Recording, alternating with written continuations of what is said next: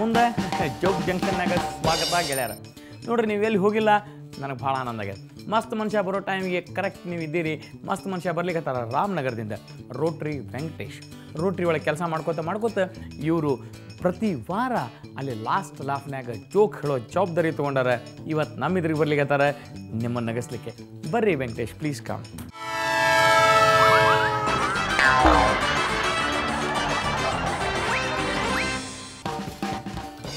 Sir ನಮಸ್ಕಾರ. ಹೇಳ್ರಿ ವೆಂಕಟೇಶ್, ಚಲೋ ಜೋಕ್ ಅಂತ ಹೇಳಿ. ಸುಮಾರು ವರ್ಷಗಳ ಹಿಂದೆ ಮೈಸೂರಿಂದ ಬ್ಯಾಂಗ್ಳೂರಿಗೆ ಒಂದು ಕಬ್ಬಿಣದ ಲಾರಿ ಹೋಗ್ತಾ ಇರ್ತದೆ. ಬ್ಯಾಂಗ್ಳೂರಿಂದ ಮೈಸೂರು ಕಡೆಗೆ, ಅಂದರೆ ಸ್ವಾಮಿ ಅಯ್ಯಪ್ಪನ ಭಕ್ತಾದಿಗಳೆಲ್ಲ ಆ ಬಸ್ನಲ್ಲಿ ಕುಳಿತಿರ್ತಾರೆ. ಆಗ ರಾಮನಗರದಿಂದ ಸುಮಾರು 10 ಮೈಲಿ ದೂರದಲ್ಲಿ ಸಂಗಬಸವನದೊಡ್ಡಿ ಹತ್ರ ಒಂದು ಆಕ್ಸಿಡೆಂಟ್ ಆಗ್ತದೆ. ನಿಯರ್ಲಿ 15-20 ಜನ ಎಲ್ಲ ಮರಣ ಆಗ್ತದೆ, ದುರ್ಮರಣ ಆಗ್ತದೆ. ಆಗ MLAಗಳು, DC ಗಳು ಅವರು ಇವರು ಎಲ್ಲ ಬಂದು ವಿಸಿಟ್ ಮಾಡಿ ಭಾಳ ತೊಂದರೆ ಆಗ್ತದೆ. ಅವ್ರಿಗೆಲ್ಲ ಏನೇನು ಕಾಂಪನ್ಸೇಷನ್ ಎಲ್ಲ ಕೊಟ್ಬಿಟ್ಟು ಒಂದು ಆರ್ಡ್ರ್ ಮಾಡ್ತಾರೆ. ಅಲ್ಲಿ ಏನಂತ ಅಂದರೆ, ಈ ಜಾಗ ಭಾಳ ಅಪಾಯ ಆಗಿದೆ, ಇಲ್ಲಿ ಒಂದು ಬೋರ್ಡ್ ಹಾಕ್ತಾರೆ ಅಂದ್ಬಿಟ್ಟು, ಇಲ್ಲಿ ನಿಧಾನವಾಗಿ ಚಲಿಸಿ ಅಂತ ಅಂದ್ಬಿಟ್ಟು ಒಂದು ಬೋರ್ಡ್ ಹಾಕ್ತಾರೆ. ಸುಮಾರು ವರ್ಷ ಆದ ನಂತರ ಈ DC ಸಾಹೇಬರು ಮೈಸೂರಿಂದ ಬ್ಯಾಂಗ್ಳೂರು ಕಡೆ ಹೋಗುವಾಗ ಬಂದು ನೋಡ್ತಾರೆ, ಅಲ್ಲಿ ಆ ಬೋರ್ಡ್ ಇರೋದೇ ಇಲ್ಲ. ಆಗ ಸಂಬಂಧಪಟ್ಟದ ಆಫೀಸರಿಗೆ ಕರೆದುಬಿಟ್ಟು, ಅಯ್ಯ, ನಾನು ಸುಮಾರು ವರ್ಷದಿಂದ ಇಲ್ಲೊಂದು ಬೋರ್ಡ್ ಹಾಕ್ಸಿದ್ದೆ, ಇವಾಗ ಈ ಬೋರ್ಡ್ ಕಾಣ್ತಾ ಇರೋಲ್ಲ ಯಾತಕ್ಕೆ ಅಂತ. ಸರ್, ಆ ಬೋರ್ಡ್ ಹಾಕಿದ ಮೇಲೆ ಇಲ್ಲಿ ಯಾವುದೂ ಆಕ್ಸಿಡೆಂಟ್ ಆಗಲಿಲ್ಲ, ಅದರಿಂದ ಈ ಬೋರ್ಡ್ನ ತೆಗೆದಾಕ್ಬಿಟ್ಟಿದೆ ಸರ್ ನಾವು. ಒಂದು ಹೆಂಗ್ಸು ಬಡವರು ಡೆಲಿವರಿಗೋಸ್ಕರ ಅಡ್ಮಿಟ್ ಆಗಿರ್ತಾಳೆ. ಡೆಲಿವರಿ ಆಗುತ್ತೆ ಅವಳಿಗೆ.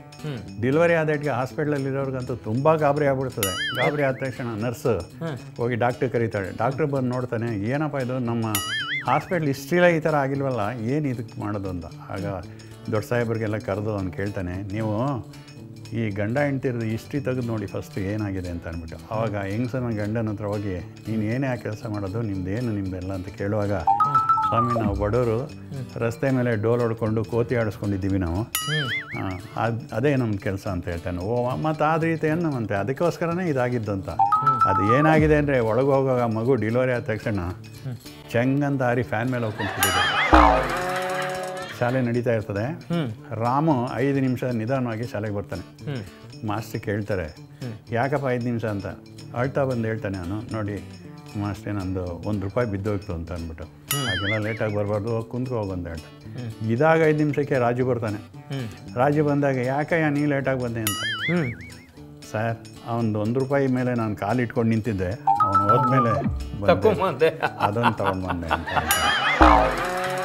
ಆಗ್ತಾನೆ ಹೊಸ್ದಾಗೆ ಮೇಡಮ್ ಪೋಸ್ಟ್ ಸಿಕ್ಕಿರ್ತವೆ ಒಬ್ಬರಿಗೆ ಮಿಡ್ಲ್ ಸ್ಕೂಲ್ನಲ್ಲಿ. ಇನ್ನೇನು ಪಾಠ ಸ್ಟಾರ್ಟ್ ಮಾಡಬೇಕು. ಆವಾಗ ಎಜುಕೇಷನ್ ಇನ್ಸ್ಪೆಕ್ಟ್ರ್ ಬರ್ತಾರೆ.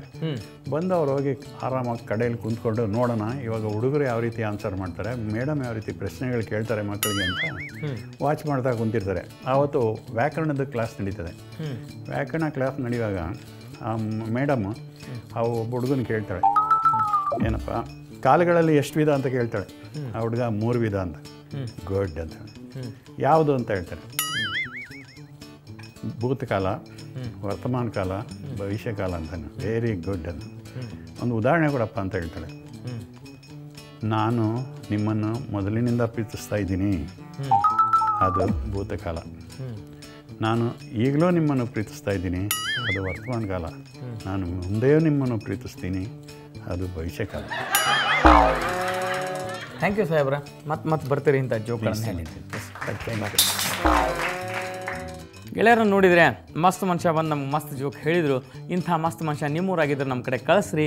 ಅವ್ರ ವಿವರಗಳನ್ನು ಇಲ್ಲಿ ಕಾಣಿಸುವಂಥ ಸ್ಕ್ರೀನ್ ಮೇಲಿರೋ ವಿಳಾಸಕ್ಕೆ ನೀವು ಕಳಿಸ್ರಿ. ನಾವು ಅವ್ರನ್ನ ಕರೆಸ್ಕೊಂಡು ಅವ್ರ ಕಡೆಯಿಂದ ಮಸ್ತ್ ಜೋಕ್ಗಳನ್ನು ನಿಮಗೆ ಹೇಳಿಸ್ತೇವೆ. ಕಾಯ್ತಿರ್ತೇನೆ, ಮತ್ತೆ ಸಿಗ್ತೇನೆ ಜೋಗ್ ಜಂಕ್ಷನ್ನಾಗ. ನೀವು ಮುಂದೆ ಜೋಗ್ ಜಂಕ್ಷನ್ ಕಾರ್ಯಕ್ರಮದಲ್ಲಿ ಭಾಗವಹಿಸಲು ನಿಮ್ಮ ಇತ್ತೀಚಿನ ಭಾವಚಿತ್ರದೊಂದಿಗೆ ನೀವು ಹೇಳಬಯಸುವ ಜೋಕ್ಗಳನ್ನು ಒಂದು ಹಾಳೆಯಲ್ಲಿ ಬರೆದು ನಮಗೆ ಕಳಿಸಿ. ನಮ್ಮ ವಿಳಾಸ ಮುಂದ ಜೋಗ್ ಜಂಕ್ಷನ್ ವಿಭಾಗ, Suvarna news 24/7, number 204, embassy square, infantry road, Bengaluru 1.